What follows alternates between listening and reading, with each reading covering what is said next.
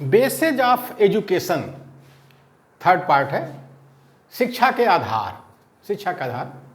Group living, समूह में रहना, समूह में रहना।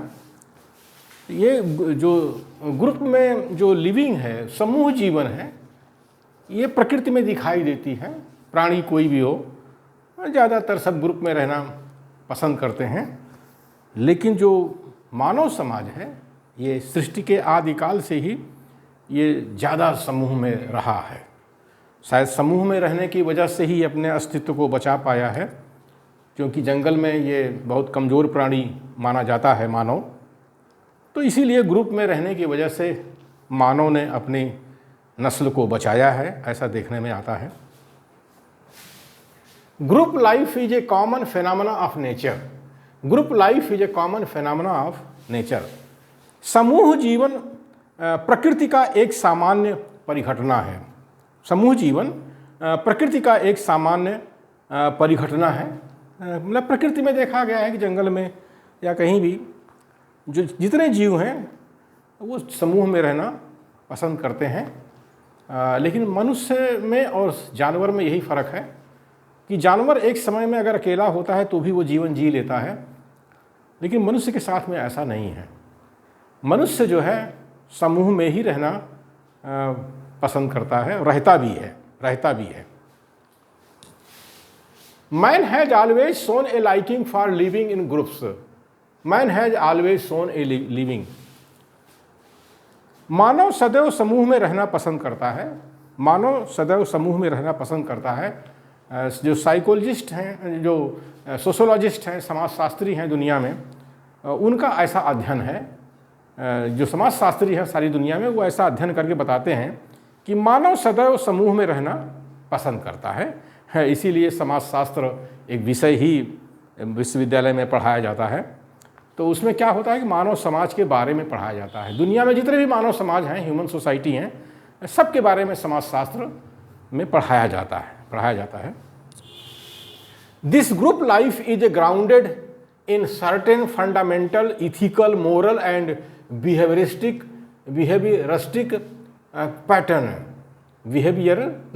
पैटर्न।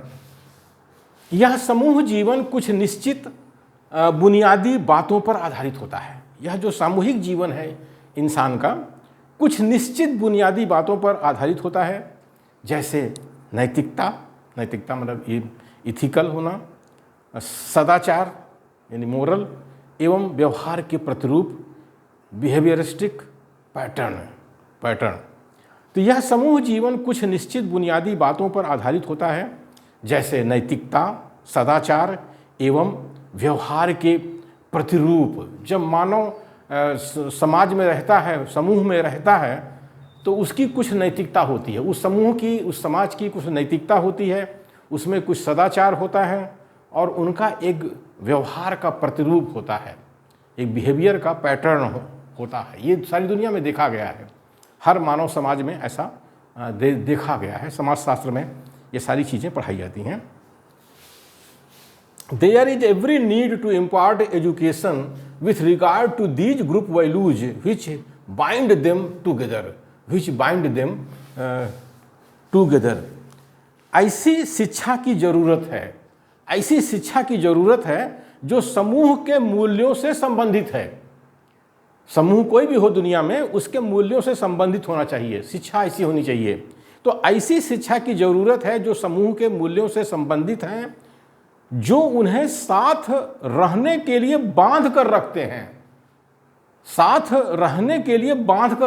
बाइंड करते हैं। बाइंड तो कहा गया है कि ऐसी शिक्षा की ज़रूरत है जो समूह के मूल्यों से संबंधित है। शिक्षा कैसी चाहिए? समूह के मूल्यों से संबंधित होना चाहिए, जो उन्हें साथ रहने के लिए बांध कर रखते हैं। यानी समूह के जो मूल्य होते हैं, वैल्यूज होते हैं, वही समूह के सदस्यों को बांध करके रखते हैं। तो मूल्यों की शिक्षा भी दी जानी चाहिए, वैल्यूज की शिक्षा भी दी जानी चाहिए। Psychology deals with an individual as a learner and looks forward to sociology for his social development. For his social development. मनोविज्ञान एक व्यक्ति के बारे में अध्ययन करता है। जो साइकोलॉजी है वो एक व्यक्ति के बारे में अध्ययन करता है, इंडिविजुअल के बारे में अध्ययन करता है कि एक व्यक्ति कैसा व्यवहार करता है, कैसे सोचता है, सोचने का तरीका क्या है, उसका व्यक्तित्व क्या है, उसके मूल्य क्या हैं।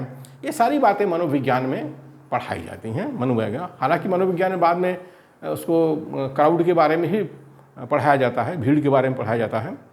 मनोविज्ञान एक व्यक्ति के बारे में अध्ययन करता है जो अभी सीख रहा है, मतलब समाज से वो कुछ सीख रहा है, लर्नर है, तो समाज से वो सीख रहा है और आगे समाज शास्त्र की तरफ देखता है। साइकोलॉजी जो है भी सोशोलॉजी की तरफ देखता है कि सोशोलॉजी में क्या पढ़ाया जा रहा है, क्या लोग पढ़ रहे हैं, उसके सामाजिक विकास के लिए। मतलब मनोविज्ञान क्या करता है, मनोविज्ञान एक व्यक्ति के बारे में अध्ययन करता है जो अभी सीख रहा है और आगे समाज शास्त्र की तरफ देखता है, उसके सामाजिक विकास के लिए, कि मनुष्य जो है समाज में कैसे विकास करता है, ये सोशोलॉजी में पढ़ाया जाता है। तो साइकोलॉजी के जो लोग होते हैं व्यक्तिगत अध्ययन तो करते हैं व्यक्ति का, लेकिन समाज में रह करके उसका विकास कैसे होता है, सामाजिक विकास कैसे होता है व्यक्ति का, इसके लिए साइकोलॉजी के लोग भी सोशोलॉजी की तरफ देखते हैं, समाज शास्त्र की तरफ देखते हैं। तो इस तरह से मनोविज्ञान है, समाजशास्त्र है, इन सारे विषयों का आपस में एक दूसरे से रिश्ता है। ये अकेले विज्ञान नहीं है कि मनोविज्ञान अलग पढ़ा रहा, समाजशास्त्र अलग पढ़ा रहा है, अर्थशास्त्र अलग पढ़ा रहा, राजनीति विज्ञान। आप पीजी लेवल पर जाइए तो समझ में आता है कि सारे ये जो सोशल साइंसेज हैं, जो मानविकी के विषय हैं, एक दूसरे से जुड़ते नज़र आते हैं और एक दूसरे पर निर्भर भी हैं। इसीलिए मानविकी के विषयों को कहा जाता है कि आंदोलन शास्त्र है। यानी किसी भी जन आंदोलन को खड़ा करना है तो मानविकी के विषयों को पढ़ना बहुत ज़रूरी है। उन मानविकी के विषयों में मनोविज्ञान भी आता है, समाजशास्त्र भी आता है, राजनीति शास्त्र भी आता है, अर्थशास्त्र भी आता है, साहित्य भी आता है। तो आंदोलन शास्त्र बहुत बड़ा है और उसे विश्वविद्यालयों में मानविकी के विषय के रूप में पढ़ाया जाता है। इसी को सोशल साइंस भी कहते हैं, ह्यूमन साइंस भी कहते हैं, आर्ट साइड भी कहते हैं इसी को। तो मानविकी के विषयों का यही महत्व है, यही साइकोलॉजी और सोशोलॉजी के का महत्व है जीवन में। क्यों इनको पढ़ना चाहिए, यही महत्व है।